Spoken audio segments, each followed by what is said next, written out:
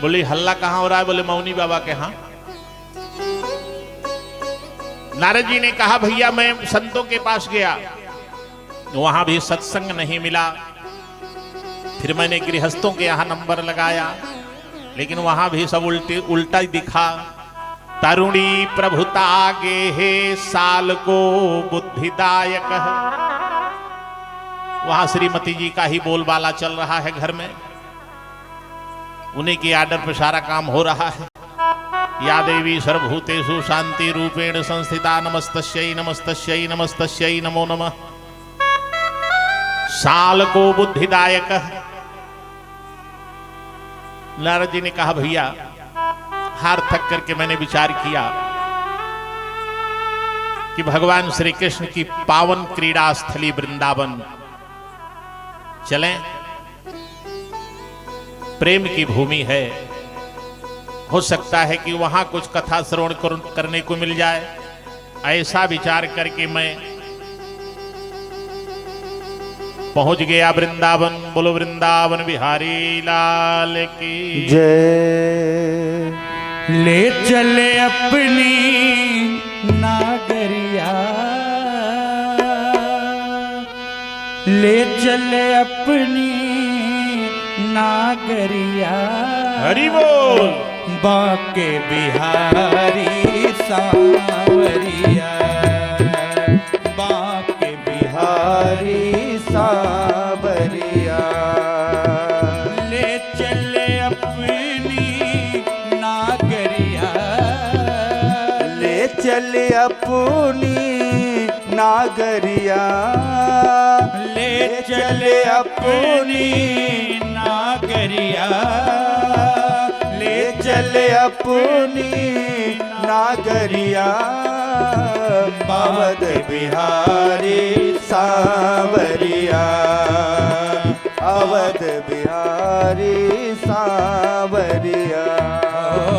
बाके बिहारी सांवरिया, बाके बिहारी सांवरिया।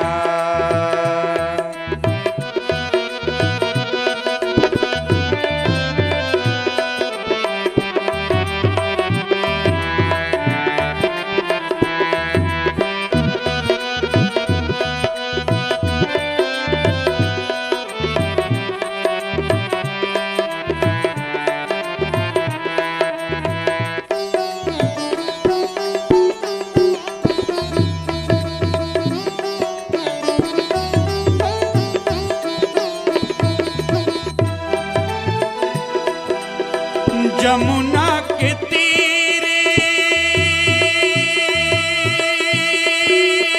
राधे हो, जमुना के तीर वृंदावन नगरी, जमुना के तीर वृंदावन नगरी, जमुना के तीर वृंदावन नगरी, जमुना के तीर वृंदावन नगरी। संत भरे जहाँ गागरिया, जय जय। संत भरे जहाँ गागरिया। बाके बिहारी सांवरिया, बाके बिहारी सांवरिया। ले चले अपनी नागरिया, ले चले अपनी नागरिया। बाके बिहारी सांवरिया, बाके बिहारी सांवरिया।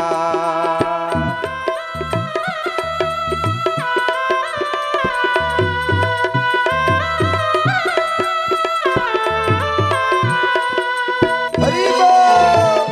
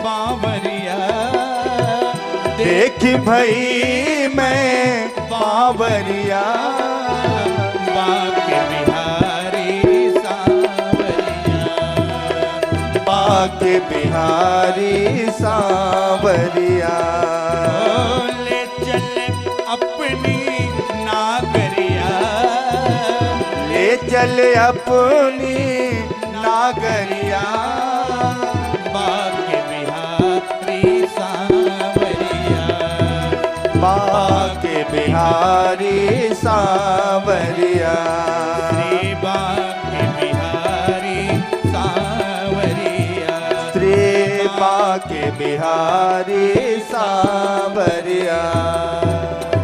बोले वृंदावन बिहारी लाल की जय। देखिए प्रभु प्रेमियों, कथा सुनने के लिए नारद जी कितने व्याकुल। परमादरणीय विप्र कुलभूषण श्री सुभाष चंद्र मिश्र जी की तरफ से 501 रुपया ठाकुर जी के चरणों में इस ज्ञान यज्ञ में दान आया है। मंगल कामना साधुवाद आशीर्वाद भंडार भरा रहे। देखिए, कथा सुनने के लिए हनुमान जी भगवान के बैकुंठ नहीं गए। अब हनुमान जी से कम त्याग नारद जी का नहीं हो रहा। अयोध्यावासिन पूर्व यथा रामेण संगता तथा कृष्णेन ते नीता गोलोकम योग दुर्लभम। भगवान के बैकुंठ योग दुर्लभ, योगियों को भी जो दुर्लभ है वहां हनुमान जी नहीं गए, केवल कथा सुनने के लिए। और नारद जी कहां कहां भटक रहे हैं बेचारे। नारद जी कह रहे हैं, बड़े भैया, पुष्करम च प्रयागम च काशी गोदावरी तथा हरि क्षेत्रम कुरुक्षेत्रे श्रीरंगम सेतु बंधनम। मैं पुष्कर गया, प्रयाग गया, काशी गया, गोदावरी गया, हरिद्वार गया, कुरुक्षेत्र गया, श्रीरंगम सेतु बंध रामेश्वर, कहीं कथा नहीं मिली। वृंदावन आ गए, लेकिन वृंदावन आने के बाद एक बहुत बड़ा आश्चर्य मैंने देखा कि तत्राश्चर्यम मया दृष्टम। वहां मैंने भैया एक बहुत बड़ा आश्चर्य देखा। क्या देखा? एका तु तरुणी तत्र निष्पणा खिन्न मानसा। एक सुंदर नवयुवती स्त्री बड़ी दुखी उदास बैठी हुई है और उसके सामने दो वृद्ध पड़े हैं मूर्छित अवस्था में। बहुत सारी स्त्रियां उसको घेर करके खड़ी हैं। मैं उसी रास्ते से निकल रहा था, एक बार विचार आया कि चल के देखें क्या हो रहा है। फिर मैंने सोचा कि स्त्रियों का समूह यहां है, अगर किसी ने कह दिया कि बैरागी बाबा स्त्रियों के बीच में काहे घुसे चले आ रहे हो, आपका क्या काम है, तो इससे अच्छा है कि वहां जाना ठीक नहीं। मैं आगे बढ़ने लगा, तब तक उस स्त्री की निगाह मेरे ऊपर पड़ी। उस स्त्री ने मुझे देखा और आवाज लगाया कि भो भो साधो क्षणम तिष्ठ मच्चिंतामपि नाशय दर्शनम तव लोकस्य सर्वथागहरम परम। हे साधो, हे संत भगवान, हे देवर्षि नारद जी, क्षणम तिष्ठ, थोड़ी देर रुक जाइए। संत तो दूसरे के दुख को देख करके दुखी होते हैं, पर दुख द्रवई सो संत पुनीता, और आप हमें छोड़ के चले जा रहे हैं। नारद जी ने कहा, बड़े भैया, जब उस स्त्री ने इस तरह से मुझे पुकारा तो मैं वापस उसके पास चला गया और मैंने पूछा, देवी आप कौन हैं, आप कृपा करके अपना परिचय दीजिए। ये दो वृद्ध जो सामने मूर्छित पड़े हैं ये कौन हैं? तब उस स्त्री ने अपना परिचय दिया कि नारद जी, मैं भक्ति हूं और ये मेरे दोनों पुत्र ज्ञान और वैराग्य हैं। मैं दक्षिण द्रविड़ देश में पैदा हुई, महाराष्ट्र आदि में मेरा बड़ा स्वागत हुआ, सम्मान हुआ। मैं तरुणी हो गई, गुजरात प्रांत में पहुंच करके मैं वृद्धावस्था को प्राप्त हो गई। मेरे ये दोनों पुत्र भी वृद्ध और जर्जर हो गए। वृंदावन में आते ही मुझे पुनः नव यौवन स्वरूप प्राप्त हो गया, भक्ति तरुणी हो गई, लेकिन ज्ञान वैराग्य वृद्ध पड़े हुए हैं जर्जर अवस्था में। भक्ति देवी ने कहा नारद जी कि अगर मेरे इस दुख का चिंता का निवारण नहीं हुआ, माँ जवान हो और पुत्र बूढ़े हो जाएं, ये बड़ी दुख की बात है, तो मैं यह स्थान छोड़ करके यहाँ से विदेश चली जाऊंगी। इदम स्थानम परित्यज्य विदेशम गम्यते मया, यह स्थान छोड़ करके मैं विदेश चली जाऊंगी। देवर्षि नारद ने कहा देवी चिंता की आवश्यकता नहीं है, कहीं जाने की आवश्यकता नहीं है, आपकी चिंता का निवारण अवश्य होगा। देवर्षि नारद जी ने अपना प्रयत्न प्रारंभ किया।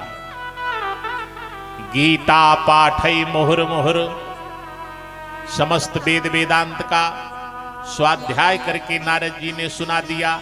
गीता का पाठ बार बार करके सुनाया, थोड़ी चेतना आती, ज्ञान वैराग्य स्वस्थ होते, फिर मूर्छित होके गिर पड़ते।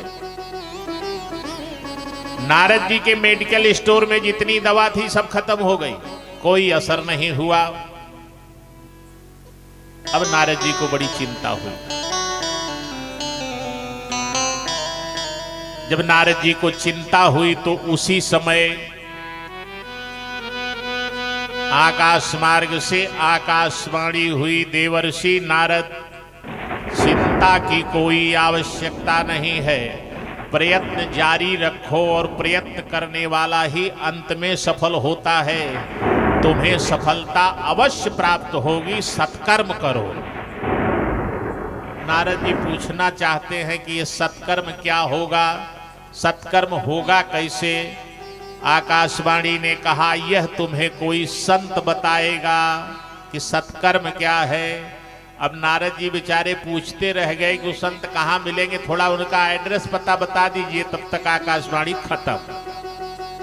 नारद जी ने कहा बड़े भैया अब मैं सत्कर्म को जानने के लिए महात्माओं के पास जाने लगा, तो जो महात्मा को पता चलता कि नारद जी कोई प्रश्न लेके आ रहे हैं, वो पहले ही आश्रम में ताला लगा के गायब हो जाते। कोई अगर मिल भी गया तो नेत्र बंद करके बैठ जाता। शिष्य लोग बता देते कि महाराज जी इस समय मौन व्रत में चल रहे हैं, बात नहीं करते हैं। मेरे प्रश्न का कहीं कोई उत्तर नहीं मिल पाया कि सत्कर्म क्या है जो आकाशवाणी ने कहा था। इसी चिंता में मैं विचरण करते हुए भैया बद्री नारायण पहुंचा।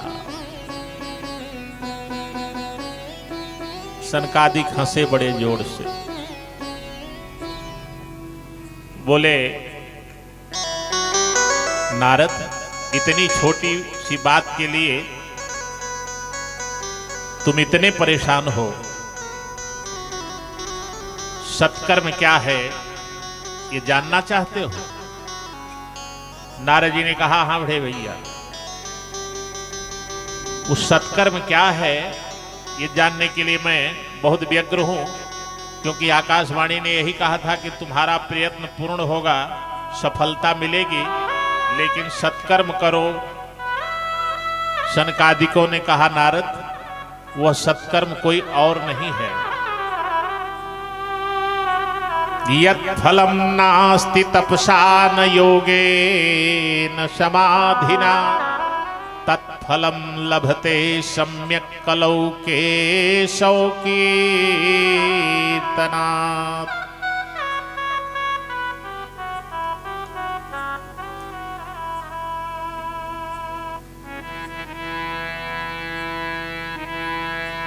कलयुग केवल हरि गुण गाए,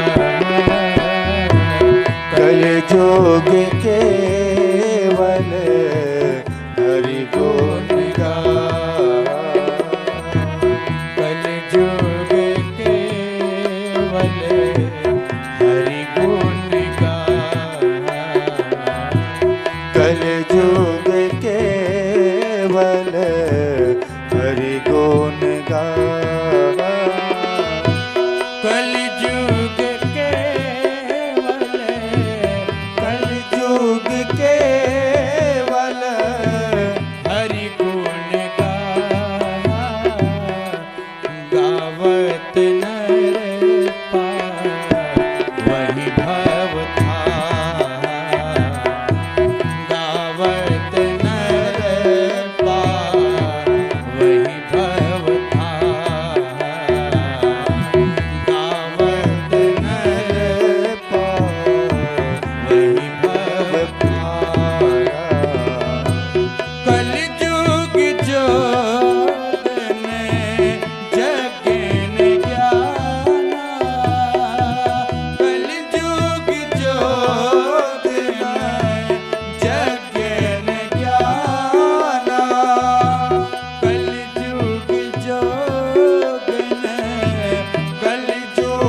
जोग जगन ज्ञाना एक आधार राम गुण गाना एक आधार